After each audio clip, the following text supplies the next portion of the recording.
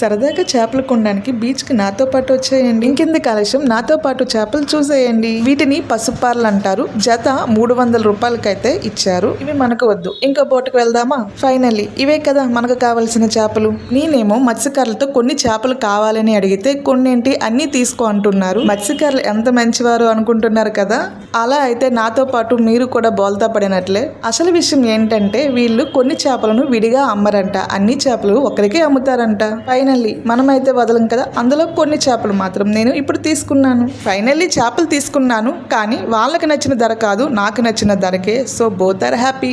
సరదాగా గెస్ చేస్తారా ఎంత అమౌంట్ ఇచ్చాను అనేది? ఫైనల్ గా నచ్చిన చేపలను నచ్చిన రేటుకే తీసుకుని ఇంటికి వచ్చాను. అట్లుంటది మరి మనతోని. చేపలను ఎలా ఓలా బేరమాడి తీసుకొచ్చాను, కానీ ఇప్పుడు కర్రీ ఎలా ప్రిపేర్ చేయాలి? ఎలా ఓలాగా కర్రీ ప్రిపేర్ చేశాను, కానీ మన తిప్పలు అయితే మామూలుగా లేవు. వాటన్నింటినీ నెక్స్ట్ వీడియోలో పోస్ట్ చేస్తాను. మీరైతే సబ్స్క్రైబ్ చేసుకోండి.